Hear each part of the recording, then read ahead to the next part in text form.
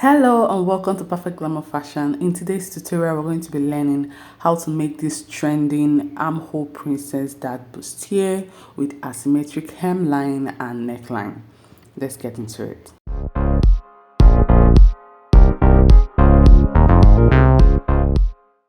So this style was selected by my community members here on YouTube. So if you're not yet subscribed to this channel, please subscribe so that you have the opportunity to choose the style you want me to do a tutorial on. Now place your pattern paper on fold, then you divide your shoulder by 2 and mark, and at that same point come down by 1 inch. Then you mark your neck width, which is usually 3 inches, and then connect to form your shoulder slope, just the way I did. Now on that your shoulder slope, you're going to come down by your armhole length, which is your bust divided by 6 plus 1.5 or 2 inches. Then on that same point, you would divide your bust by 4 and then use what you have to form your armhole angle. Okay, so on that armhole line, you're also going to divide it by 2 and come in by half of an inch on that point and then connect your armhole. Next, we're going to be marking our vertical measurements, which is your bust point, your under bust, and your half length. You will also mark the length of your top, the length that you want the top to be. So what I'm going to be marking those ones separately, so I'll explain it better. Now, for the top length of this blouse, I'm using 24. Okay, that's the basic top length that we're going to have. Then from that 24, that is your normal top length. Okay, then from that 24, I will come down by 4 inches. If for the other style by the right of our thumbnail that has a longer flap in front of it, okay, I'm going to be using this extra 4 inches to form that longer part of the asymmetric hemline down there. Okay, now the next thing I marked was to mark my nipple to nipple divided by 2. And nipple to nipple of this, my customer is 7, so divided by 2 is 3.5. After ruling the line, I saw it wasn't straight, so I had to remeasure and rule out a straight line. So we're not going to be using that diagonal line, we're going to be using the straight one. Okay, this is why pattern drafting is important. Okay. All right, so I marked 1/2 inch towards the center front. So this 1/2 inch towards the center front, I marked it from the under bust. I hope you can see the labeling. I know it's not very clear. I didn't know that my marker pen wasn't very bright. Okay, so just look very closely. Now towards the side, I marked 1.5 inch. So at the end of the day, what I have is 2 inches for the dart intake. But if your bust is more than 40, take 2.5 as your dart intake.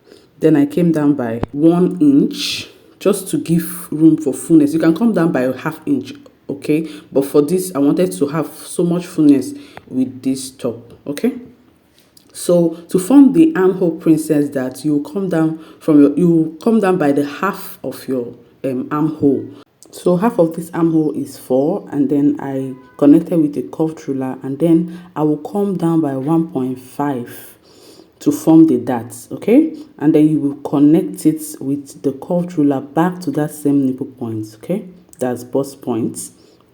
But then you will extend this dart leg by 1.5. The 1.5 you came down by, you will extend that leg by 1.5 and reconnect it to the armhole, okay, with your curved ruler. Now, before I reconnect it to the armhole, I'm going to add whatever I took as a dart intake towards that chest line or armhole line. I'm going to replace it before I connect. I hope you saw that. Now we're going to mark your under bust divided by 4 plus dart intake, which is 2 that we used for this one. Half length divided by 4 plus dart intake, and then hip divided by 4 plus dart intake. Okay, so do well to add your dart intake. I'm going to add it back. Now, in order to give room for ease at that hip area, I will add 1 inch, or you can add 1/2 inch. Just if you just wanted to have that freeness in the hip area, you can do your hip divided by 4 plus 1. Or hip divided by 4 plus half. Then you add your dart intake. Okay, so you add 2 inches which we use for the dart intake. This is me adding my dart intake to make sure that I don't end up forgetting to add it. Okay, so this is what we're going to be working with, not the inner line. I hope you understood what happened here. Okay, all right, so if you have any question, remember I'm always in the comment section to answer you. So if you have any question, please do ask. Okay, so for the bust dart, we came down by 1.25, which is the difference between her front half length and back half length. You see that now, and then we're going to be tracing this out. Remember that everything we are cutting is cut on fold. So I'm going to still open up the bust dart and close it. That's why I gave that space towards that waist area, so that when I close it up, when I close up the bust dart, there will be no shortage of fabric. You understand? All right, so this is me tracing out my pattern on the left side. Okay, so I'm labeling this left and right because the left will look different from the right. Okay, both in the upper part and in the hemline side. I hope you get that. All right, so the next thing we're going to be doing now is to form our asymmetric shoulder. So at the right, now you're going to determine if you want your asymmetric to be towards the right or towards the left. If you want the one that is smaller to be towards the right or towards the left. So towards the left, I came out from the shoulder, the neckline by 1.25, and then I came down by 7.25. Okay, now on the right, I came out of the neck width by ½ inch, and then I'm going to connect it to the point I stopped at the right. This is how I'm going to form my asymmetric hemline. Now you can do it straight, or you can use the curved line to join this. Okay, I'm using a curved line to join this. You see the way it's looking. Okay, so if you didn't understand what I said, just pause, go back, and then let's do it again. Okay, all right, so for the hemline, the asymmetric along the hemline, I'm just going to be ruling close my dart leg so that you can see that these places are going to be cut out. Okay, all right, so now at the hemline, at the half length, sorry, I'm going to be coming down by 1 inch. This is optional. Okay, so I'm going to be coming down by 1 inch. You can do yours exactly at the half length, or you can come down by 1 inch. Okay, so I'm going to come down by 1 inch, and then at the hip, that's the normal top length you have. That's what I label as hip. Okay, so you're going to come up by 1 inch at the side and then connect it to the curved ruler before you now form your curve, the hem curve that you saw in the thumbnail. Okay, so I'm using my curved ruler to just connect it to this 1 inch line. You get that? You can see that, right? So if you didn't understand what I said, like I said earlier, just pause and go back and look at it again. I believe you'll be able to understand it. I believe you're very smart people. Okay, all right, so the next thing we're going to do is to mark the other side. That's the left side. I'm using this side as my own left side. Okay, now the style that we're doing is the first style that has an extra flap, that have that asymmetric look. Okay, so now that extra 4 inches that I came down by when we were marking the vertical measurements, now that last line, okay, I'm going to come out by 1 inch because of the way I want the style to be. This is totally optional. Okay, this thing I just did now is totally optional. You can use the dart leg, or you can come into the dart by 1 inch and just slant it. That's if you don't want the opening of those two flaps to be too much. You get that? So the next thing we're going to do, I'm just closing up the dart so that you see what we're doing clearly. So on that right side, I'm going to also come up from the hip line by 1 inch. So I'll come up from the hip line by 1 inch. I hope you really understand this. Okay, and then I'm going to connect it all the way to this dart leg. This first dart leg I was working with, I'm going to connect it with a curved ruler.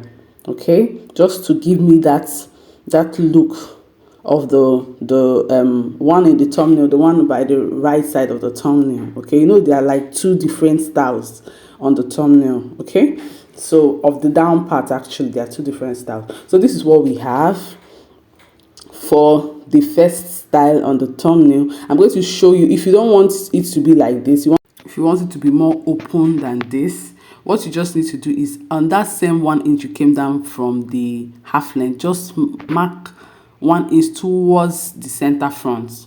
Okay, this way you're going to have a bigger opening in the hemline. You see that? So I'm going to fold this now. You see how it looks? I think I will end up using this one actually. I think I like it now.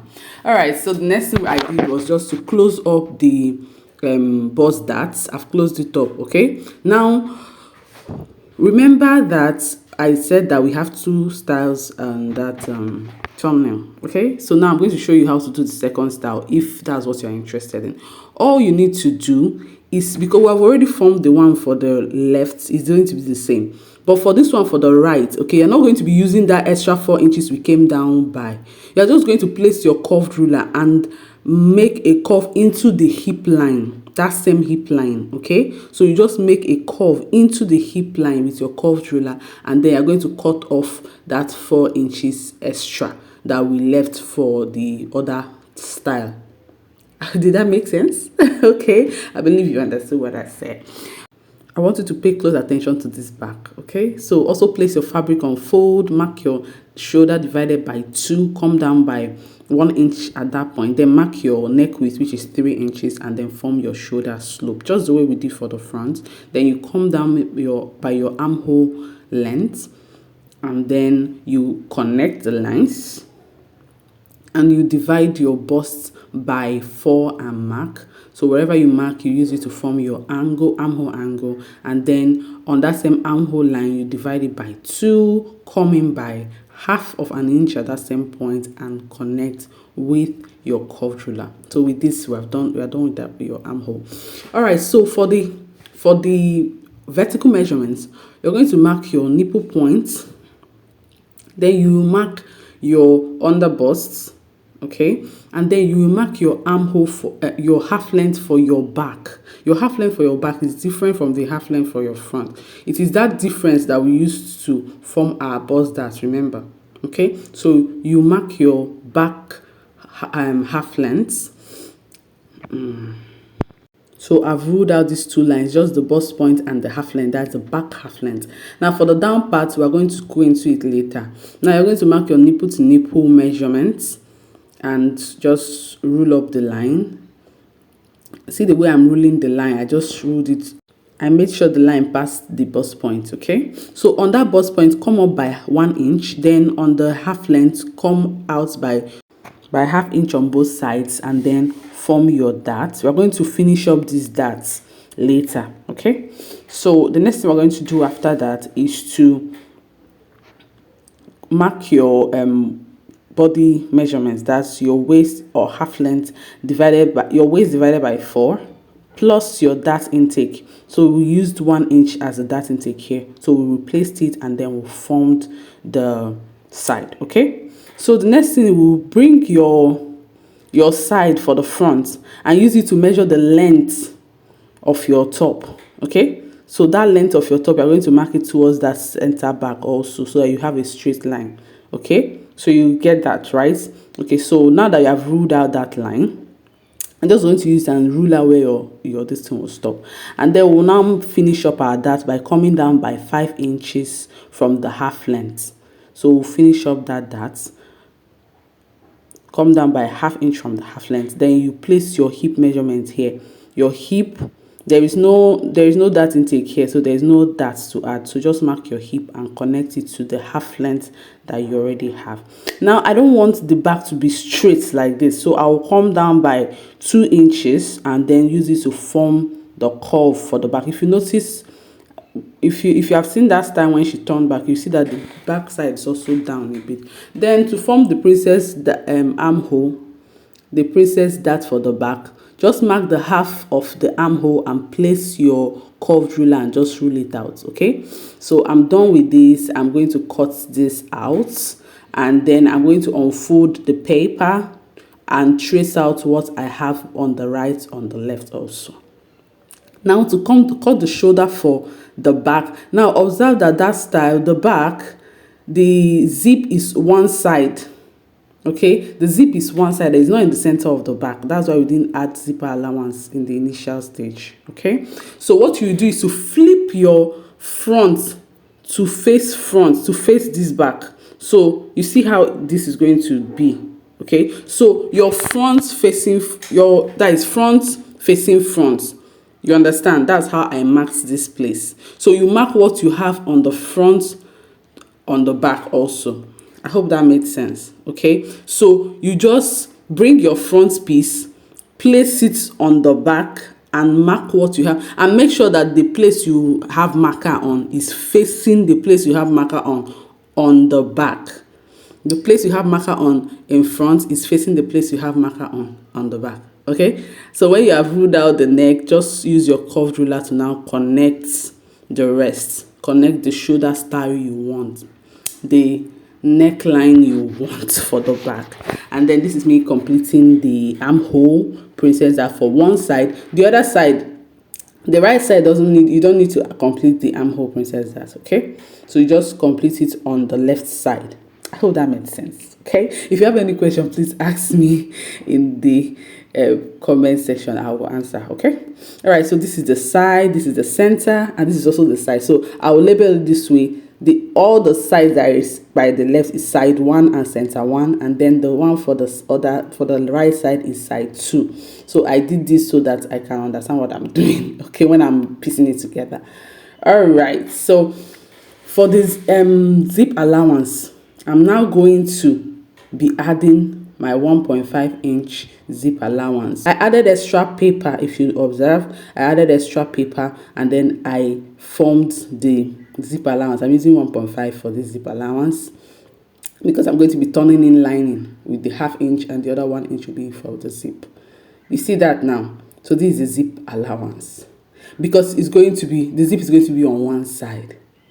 Okay, so I will also do the same thing for the right side. That's the side 2 now. I will mark 1.5 inch. Just follow me closely. Even if you don't understand what I'm saying, just watch what I'm doing. I believe you'll be able to understand. But then if you understand it from the get-go, okay, just let me know in the comment section. Just type I understand in the comment section, okay? That will be my signal to know that it was self-explanatory and you understood it, because that's really the purpose of doing these videos. So I'm going to see you in my next video where we'll be sharing the sewing tutorial, okay? Bye.